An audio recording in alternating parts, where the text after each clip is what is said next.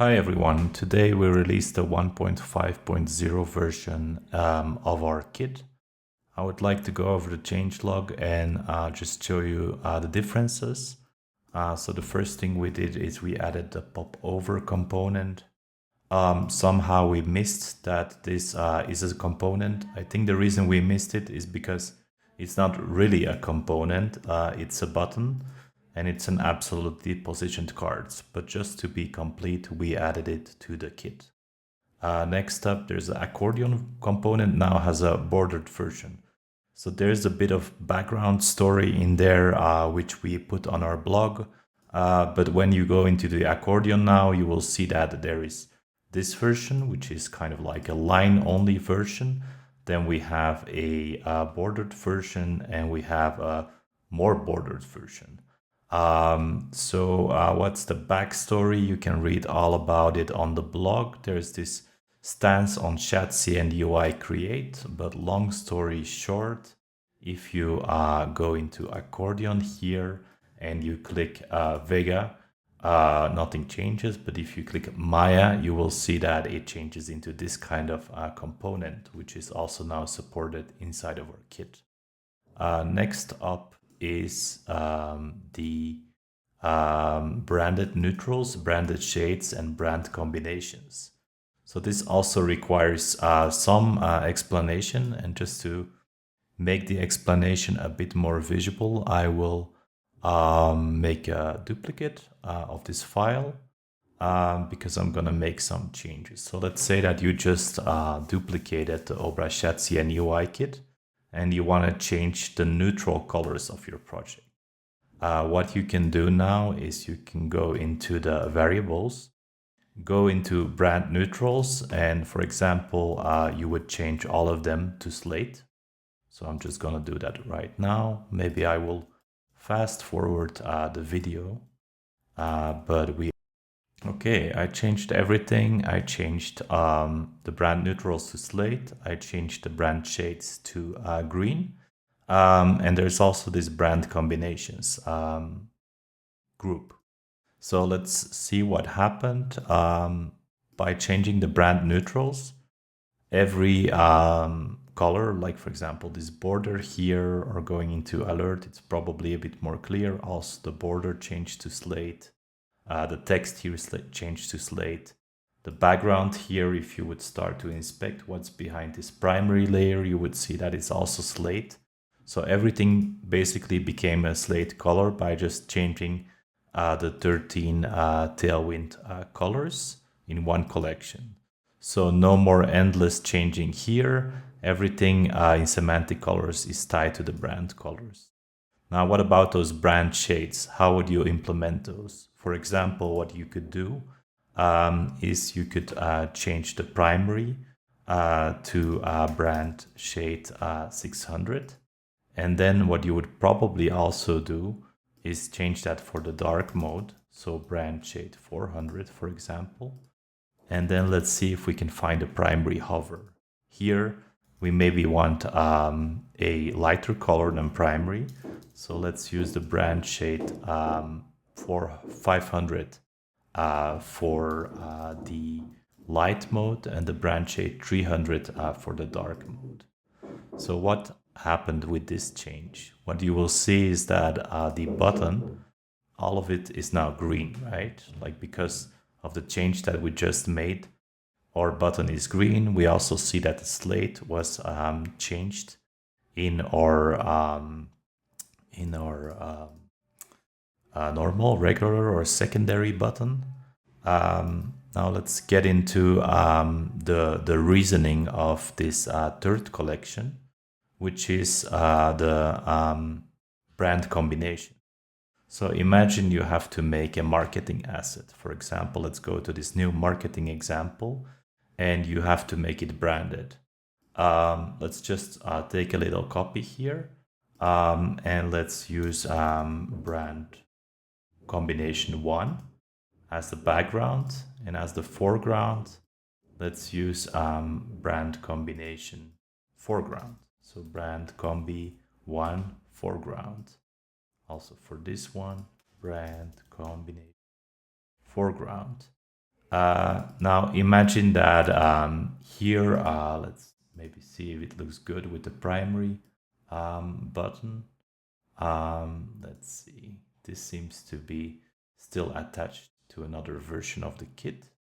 Is that right? Then it's maybe something that we should fix. But let's just put in a new button so we can see the change. So this button is coming from our kit, but actually we want the button to come from our local file. So I'm just gonna replace that here and use the button created in our local file. Now I see that button is green, so let's just use an outline button for now. That doesn't look so good. Ghost button neither. Secondary, well, this is a problem we would have to fix, right? But the point is that this is a brand combination between foreground and background.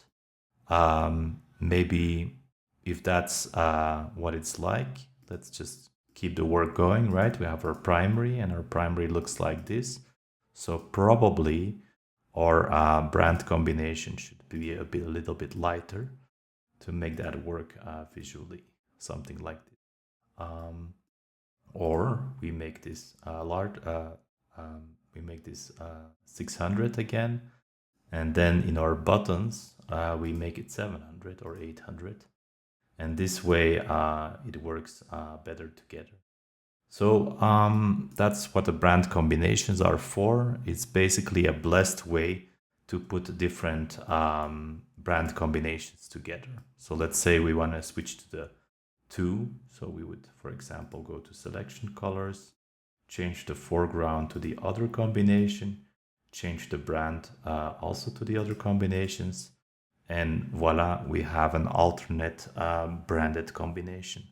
So imagine that you're going to the website of Starbucks, for example, and you want to replicate this brand.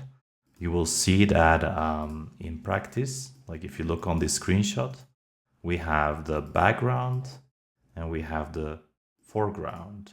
Again, we have in this case, the background, and then in this other case, we have the foreground. So if we want to replicate this to the Starbucks brand, we would go in here and we would, for example, create a new palette here, brand colors. We would call it Starbucks or Buckles. And then how would we use this brand combo logic? So here I would detach. So I would actually, not sure why I cannot remove it. Okay, I would remove it here. I would also remove it here. And then I would basically take those 2 colors and bring it to Starbucks. And then I would do it the other way around with this color and this color. So now if I wanted a branded logic for Starbucks, I could change the brand colors to Starbucks, or I could do it on this other one where I have the reverse. So this is a way you could use the Shadcn kit more for marketing purposes. And this this ties into something else that we have, which is that this button now also has a extra large size. So usually you would need an extra large size, for example, for marketing purpose. Now you notice that here everything is very rounded, right? So I would also change this roundness to round, just to match the brand. And then technically, let's just take it one step further. Let's see what font that they are using. It seems they're using some custom font. So I'm just gonna explain how to change your font by just using, for example, Montserrat. I'm gonna put Montserrat here, and then you will see that Montserrat is applied to all of the styles at once, except seemingly this caption. Let's see if that's a bug that we're finding, or that's just me not knowing that this is months. This is still inter, but it is tied. That's maybe a bug I need to check. So that's the explanation between the different new variables. So let's just keep going and see what else we did. I think the rest of the changelog is probably not so interesting anymore. Some of them are bug fixes and small stuff. But this might also need some explanation. The alpha color collection. What does that mean? Maybe you don't know, or maybe you do, but in Figma you can give multiple fills to something. So you can give a fill. For example, I will use the primary variable, and then you can also put another fill on top of it. So what I could do now here for this second fill is I could use a variable, and I could use something called alpha 10, for example, and that would make it 10% lighter. So because Figma doesn't support opacity inside of variables, you could kind of fake opacity. So what does that mean that Figma doesn't support opacity inside of variables? I'll give you an example.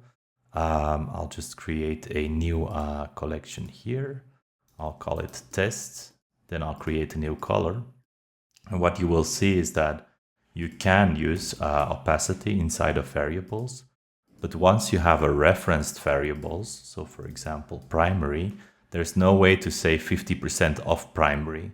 So here we have a way to say 50% of primary. We basically give the layer two fills.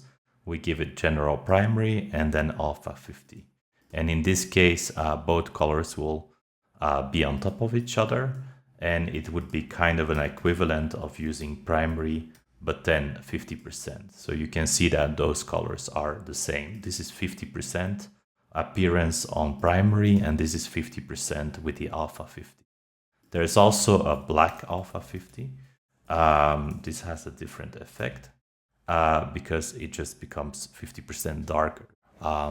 So you can use those new alpha colors if you need to work around some problem with Figma variables. I already mentioned the new large paragraph style, the new caption style. I already mentioned the extra large variant in the button. Then let's dive into the avatar stack. It's a little option that's just useful. So if you make an avatar stack, you can now add a fourth or a fifth avatar. That's just a little helper that could help some people. There's some things that were removed. Let's not get into that. And lastly, let's talk about the component docs. So we use this plugin called PropStar. So anytime you see this like purple documentation, it's generated using a plugin called PropStar. And traditionally, we've also had a plugin called Shadcn UI Tools. And if you use that plugin, or if you've used it, you will know that there might be a command called dpropstar. So let's say you quickly want to get rid of this component documentation, you would click dpropstar. Now, the new PropStar, which is a fantastic plugin, by the way, uses Figma Grid. So once it generates here, you'll see that technically this is using Figma Grid. But you cannot really move things around the grid. It's just using grid to generate the documentation, but everything is still a static layer. What you would do to make a change is sometimes you would select like very similar components. So what we have in our Obra Shadcn UI tools is that there's a way to move between the grid. So you can see how I'm using this little D-pad here to move between items in the grid. And then there's also a way to expand across the row. So if I click all here, it's going to select all items in this row. If I then go down, it will select all items in the row and the row below. So that's a little helper to make you be more productive without having to remove the documentation. So that's it. That's the release. We have all the new options here. And yeah, I'll make this a video on YouTube. I hope you like the kit. And lastly, if you don't want to bother with all this design work, if you're looking for a design team to do it for you, check out our customization services.